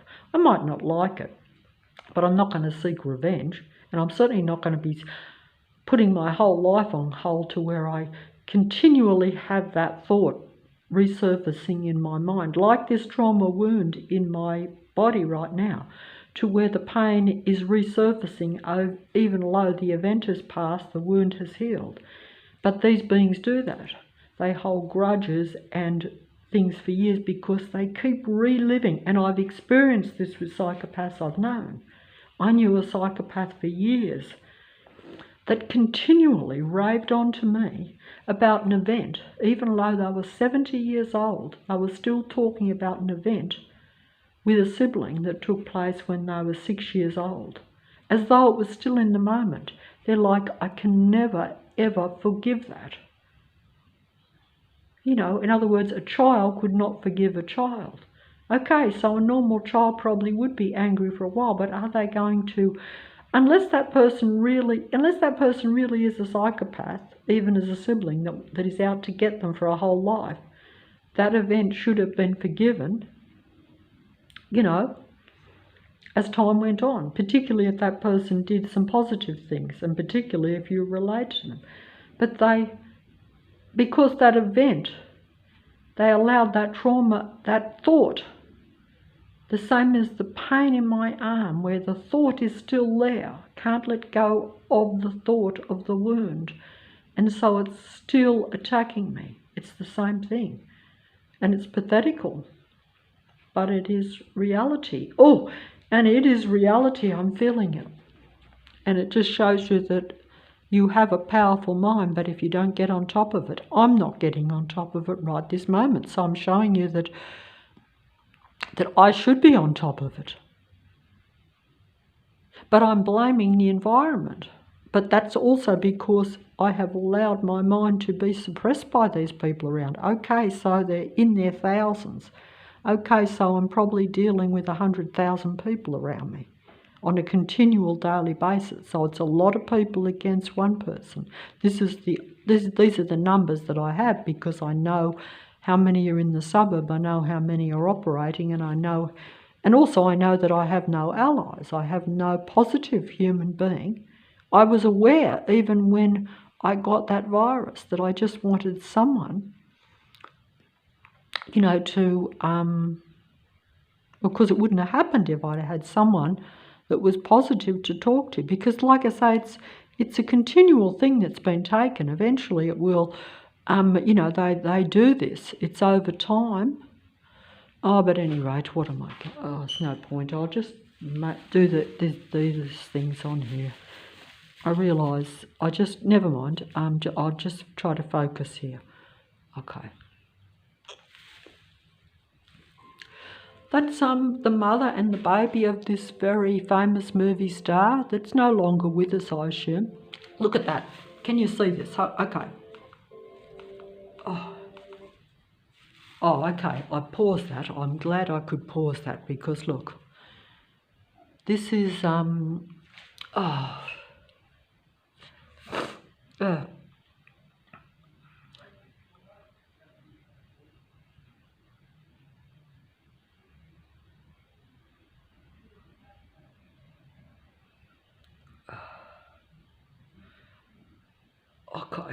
Okay, I hope I'm getting this in, but I need something to keep this thing still. But there again, that proved that I couldn't get it. I'm not going to go into it. But look, that is as a young toddler, and even though I think that they started putting makeup on this one in most of the young photos. I noticed this when I looked at it a few years ago, because in the colour photos you could see the bright red lipstick and even stuff around the eyes and rouge on the cheeks, all sorts of things. They did that in, but these ones may not have this because I need to go through quite a few of the, because they have quite a few of these videos where they show the baby right through to the present time with a lot of famous, well-known people, usually actors.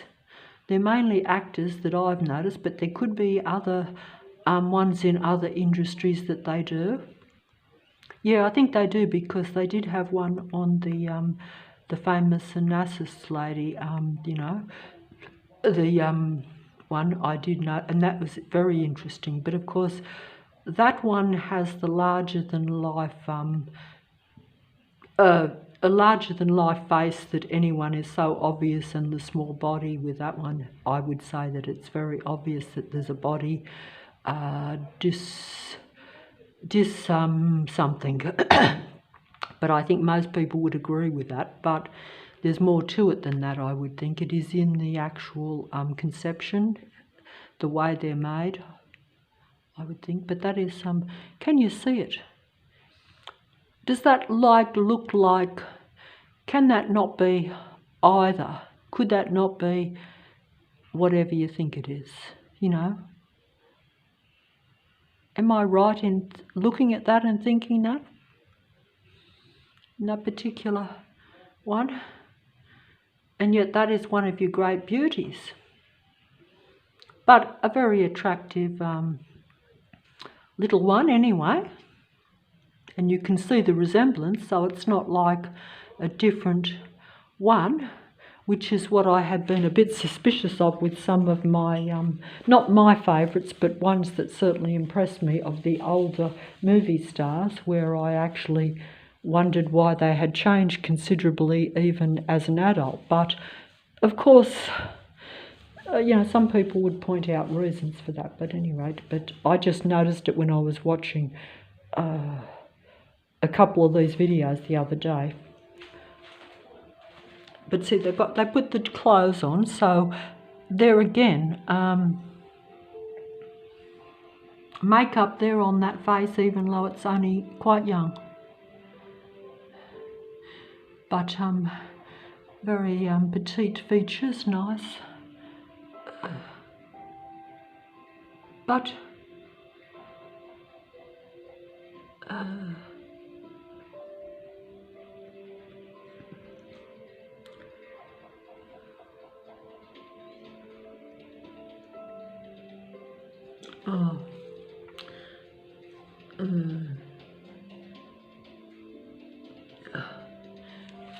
I think maybe I missed the better ones there. Maybe I need to find some, because I haven't went through these. I should have checked all these ones, because there's probably quite a lot of photos of this one where I could pick the young photos that might be more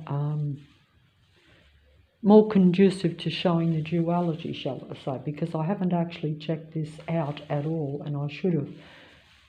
I just remember that I noticed how startlingly obvious when I looked, maybe 2 years ago, when I watched quite a lot of these, and could see the excessive makeup on a child, and I thought that's unusual, to do that. And I think that was so that, like I say, that was like a camouflage almost, because until recently, I suppose most people wouldn't take much notice of baby or childhood photos of most of, the stars, shall we say. They just wouldn't. And I observed it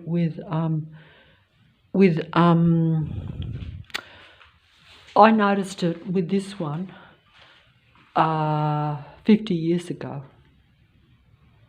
When I first looked at a book on this very famous icon, I did notice that the childhood photos and things were not anything like the image that I had become accustomed to. And I did actually, not so much, well, I did wonder about it in a way. Yes, I did. I thought, but I put it down to,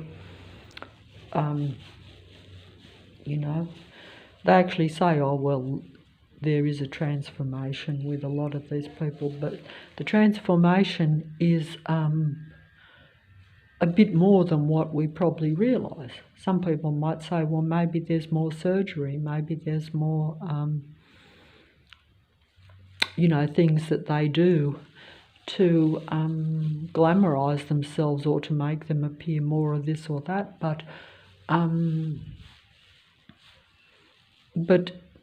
a lot of it is different from day one.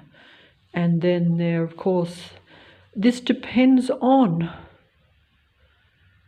what the real situation of all this is. But all I'm saying is that it is definitely not what you would probably think. And that these particular demigods, your well-known people, they not only are different physically, but and I don't mean that they're just maybe more beautiful or more this or that. No, they are different.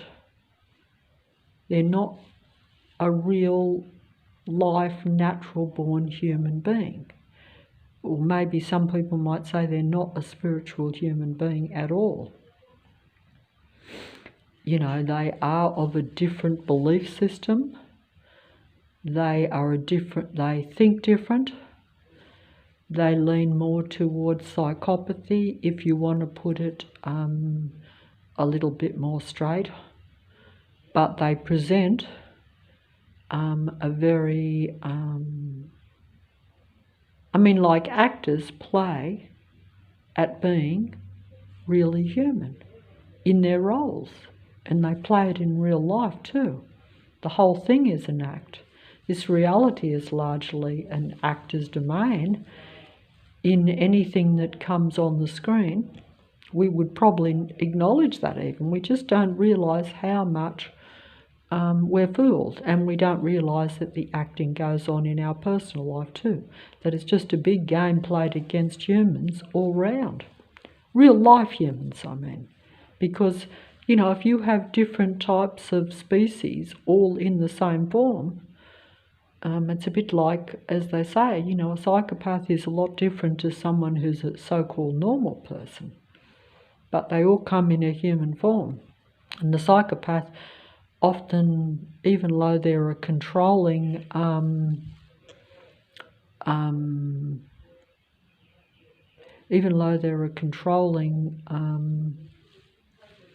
you know, user of other human beings, only, if you want to put it in a nutshell, we know this, or to even, and depending on how nefarious their mindset is, even at the very best, they're a controlling, manipulative one that certainly has no relationship to a normal human being and doesn't want to and can't. You know, human beings are merely there to be used and to serve them in whatever way they need, depending on who you are, I would imagine.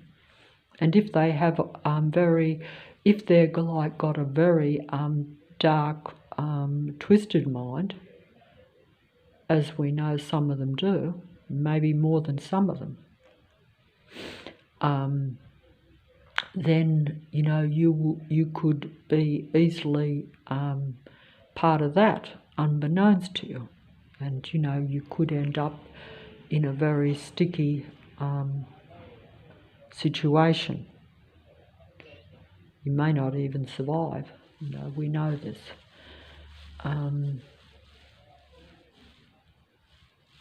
So I'll see if I can just get a little bit more. I'll just try to get that famous one a few better pictures, because maybe I didn't go.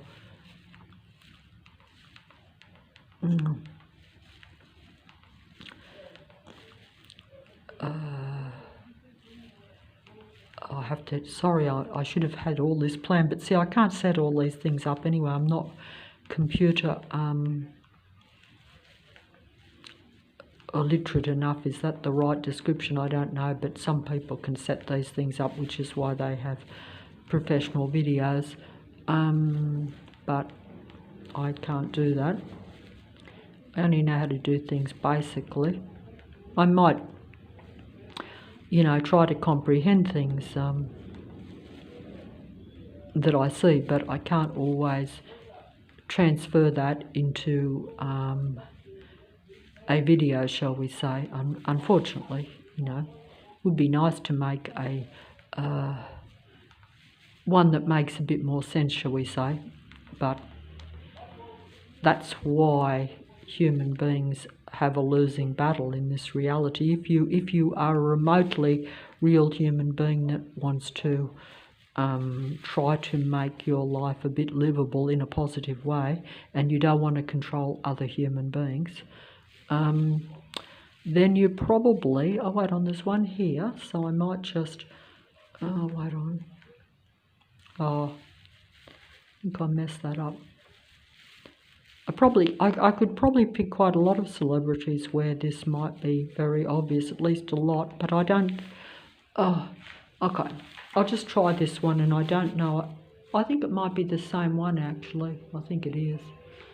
Oh, I think it's the same one, yeah. But it is a good one, isn't it? It does show that, I think, especially considering that the face got a lot more beautiful and more, so you have a more mixed face. But like I say, there is see, it's funny because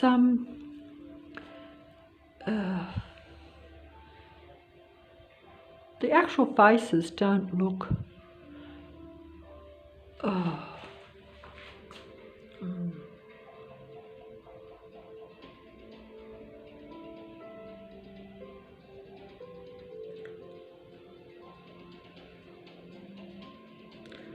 See, the actual eyes and even the, like, children wouldn't normally have you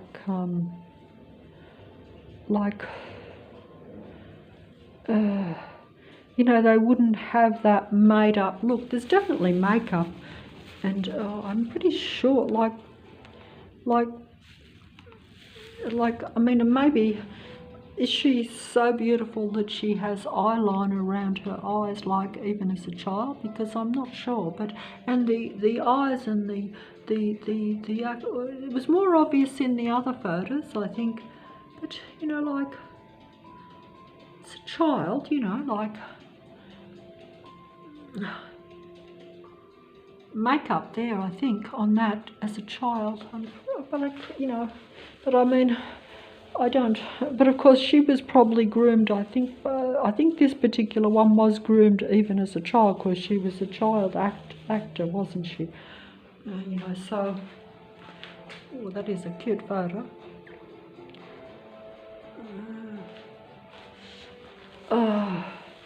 But you know, like, don't forget that they don't just pick all these actors, do they? Like, you know, they are, like, a lot, I would say, I'm only guessing this, but I would say that a lot of actors are picked out from a young age as potential movie stars and actors and actresses. I'm guessing that, because I think that it is like that, but they spin all these yarns and tales about them, you know, like, you know, with they've always got the tragic childhoods or this, but usually, but I'm guessing that that they do actually single them out from quite young.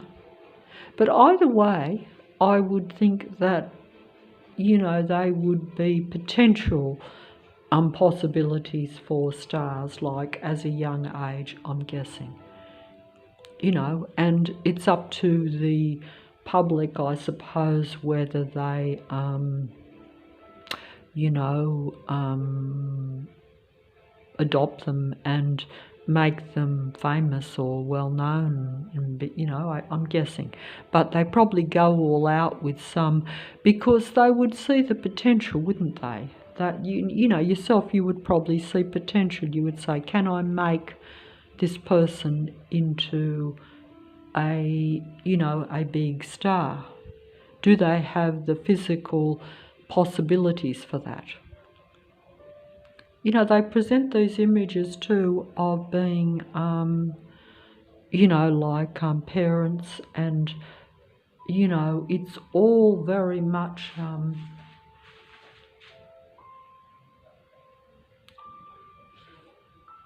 it's very much all part of it. Those, oh, I can't get these images, but, you know, it's all very contrived so that you see what you want to see, I would think.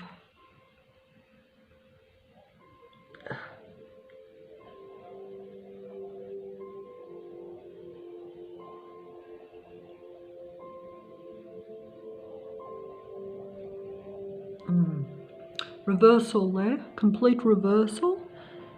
You know, but don't forget that, you know, you can have very good features, and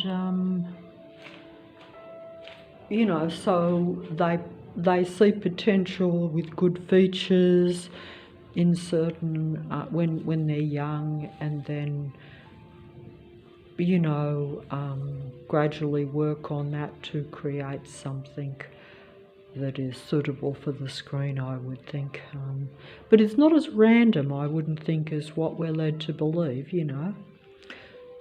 This particular one would be obvious that way, because if you're a child star of the silver screen, you would have, you know, that means that they have singled you out from quite young.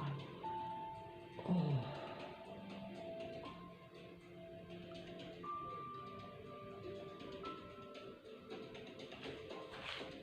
from quite young, you know. And it's interesting that these two were married on the screen. On the screen, they were like a famous couple almost when they married. And it's interesting that I saw an interview with that actor that was married to you know, this famous movie star. When I say this one, I mean the one I'm showing. There they are together, see? There they are. This actor actually said that in order to be a successful actor, like he was like an actor or man actor, he actually said that you need to be a woman in order to be a successful actor. That was what he said in an interview, and he elaborated on it, and I thought it was rather unusual at the time.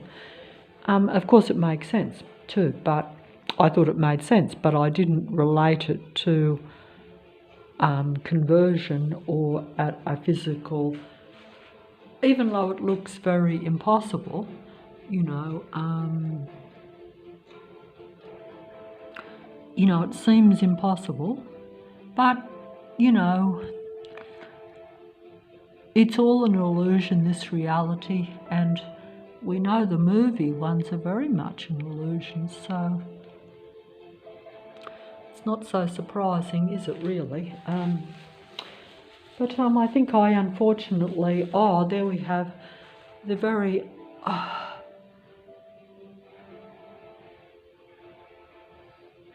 but some of them, you know, like I'm trying to use examples of obvious duality, but when you look at some of them, it's not obvious at all, because you expect certain things.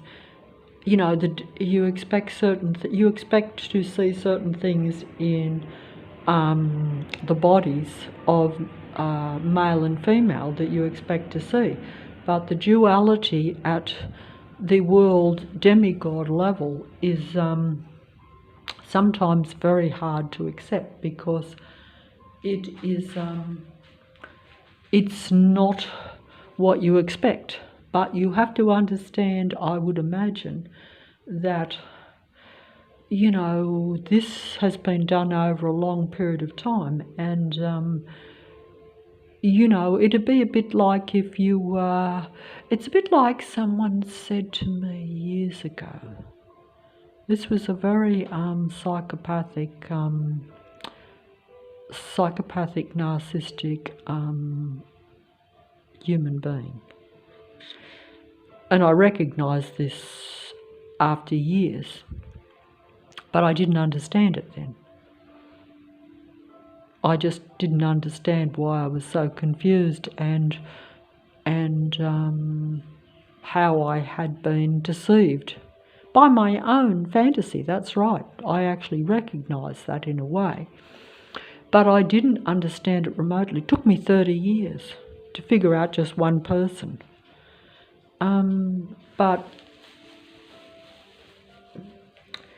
But I remember once this person,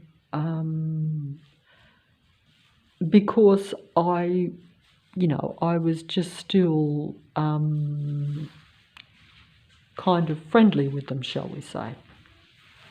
Like, I didn't see them much, but occasionally they would ring me up and we'd have a conversation on the phone, because I had broke from a more closer friendship because I saw it as a negative thing in my life. I realised that they had destroyed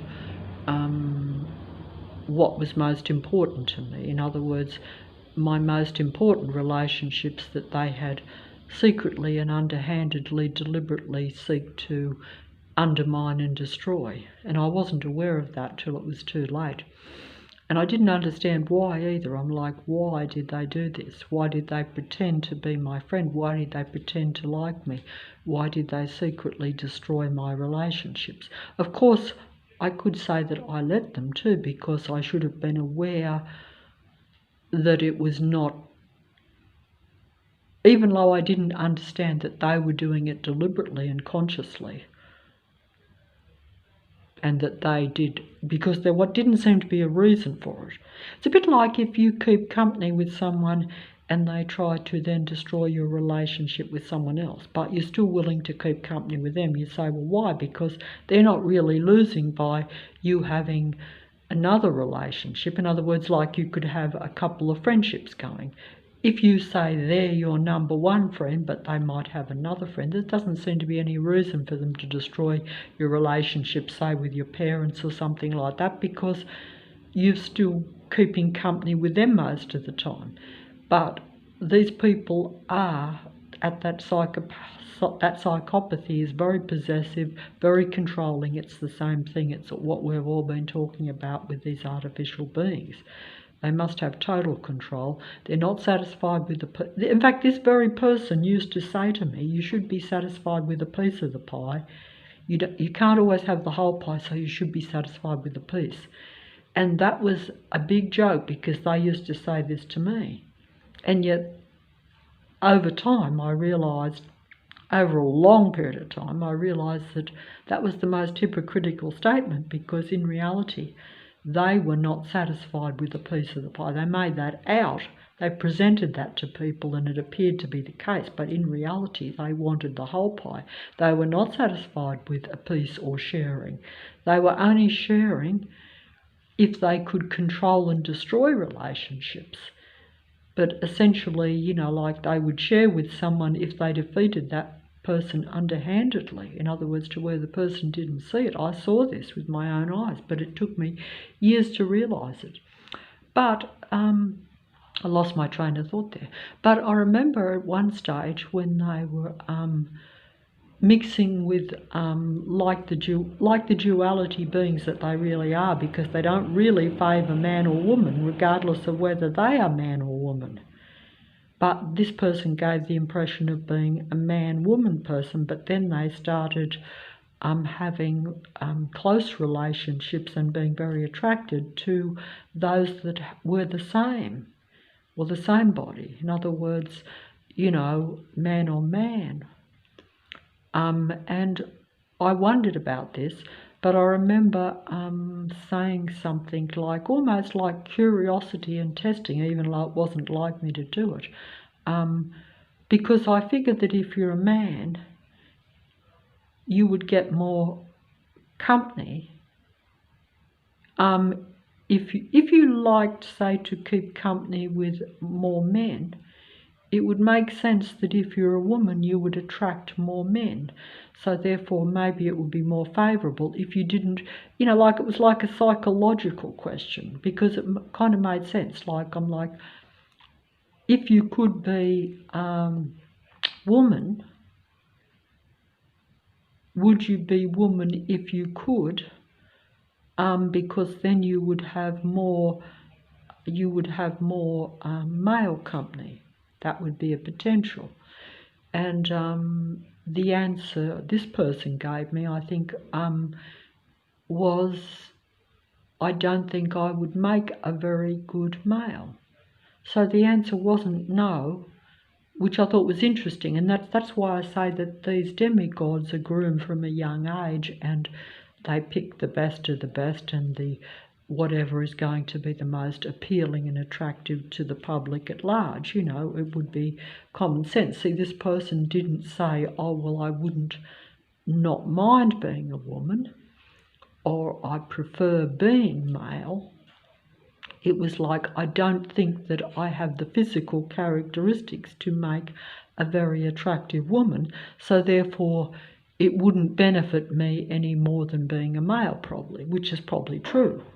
That would make common sense, wouldn't it? But it was still what I thought was not the right answer, because a real person should be comfortable in their own body, as we know, and also who they are. That's if you're a normal, well-balanced human being, which most people are not. That's actually true. Most people are not. And in today's world, that is acceptable to pretty much cross all lines anyway. It's like it's almost normal and acceptable. But it isn't really being a well-balanced human being, I would have to say that, even though we've all crossed those lines and feel that way. But these are all part of what leads to anger, secret resentment, secret dissatisfaction. Why most of the people around that are in, without a doubt and very obviously, in transformer duality, converted bodies to where they are neither one thing nor the other, they are two in one. This does create the artificial negative being. Some people, if you want to put it at a real human level and forget about technology and the technical beings and a different species, you could just say that at a real human level, if a human being changes their body or goes from one body to another, that implies dissatisfaction and anger and an unbalanced person from the start. Because if you're not comfortable in your own skin, you've got a problem. How could you be comfortable with the world or other people? That makes sense. And then you change that body because you're dissatisfied with it, or you feel uncomfortable in it. Does that then make you a satisfied, well-balanced person? Or does that anger and that self-discontent still stay with you? You might be a little bit better, but then over time you realise that nothing has really changed because you haven't changed your mind, because the problem lies in the mind. Just like my physical pain right now. It's in my mind, but boy does it feel like really strong physical pain. So my mind can do that. You know, it's a mind game and it's a mind problem that we have in our life. And sometimes it's easier to change the physical than to deal with the mental. It might seem like an easy option, and it might even seem like a viable solution. It probably does. Because if you focus on that, and it's a bit like these beings that focus only on other people around them, like stalking and watching other people. They're not focusing on solving their own problems. They're not focusing on themselves. They're focusing on controlling another human being. They're not even living in their own body or even in their own mind. They're trying to live through someone else. You know, if you stalk someone else, you know yourself, the stalker mentality, that control mentality, is you're no longer solving your own problem. You're no longer accepting that another person is not part of your life, that person is a separate person. You're actually thinking that you have to control that person in order to bring yourself some sort of peace. This is the mindset of this control matrix that's around human beings.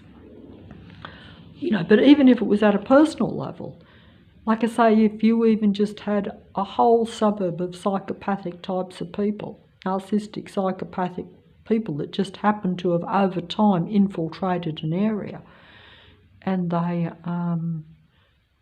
and because of their negative nature too, they actually derive pleasure from seeing other people feeling low or suffering, as they say. All these things combine with the psychopathic nature then to create gangs and communities where they can systematically set up programs around people, whether it be like stalking on foot patrol system, whether you have every neighbour watching particular people in their houses, and where you have most vehicles being part of a road control stalking system. Because it's like being part of an army for them, but it's like it's a game and it's fun for them, because it's like huntsmen hunting down animals. They enjoy the game, they enjoy the hunt, and they enjoy the conquest, and they enjoy that feeling of superiority that they have control over what they consider to be a lesser species, or a less or something, or even if they actually really, like the God entity, are filled with the opposite, to where they are filled with envy, but they think that they still, because they have that spirit of narcissism in them, like the God entity, where it's ego as opposed to you. You is God, ego is the devil, or the God of this world. Because you are a real human being, and you can have potential and want to be at a higher frequency and vibration. Real human beings don't want to be sad or depressed or in a lower vibration. They have potential for all frequencies and vibration, because they are, a creator human being, because human thought creates reality through feeling, emotion, which is frequency and vibration, and then that becomes the reality or energy, because, as I was told a few years ago, everything is frequency, vibration, and energy. This is an undeniable fact. This is not something that we query, but we don't always live it, because we are in a very technical matrix, which means a very physical world. Basically, I always thought everything is just energy. In other words, everything is just matter. So everything is physical.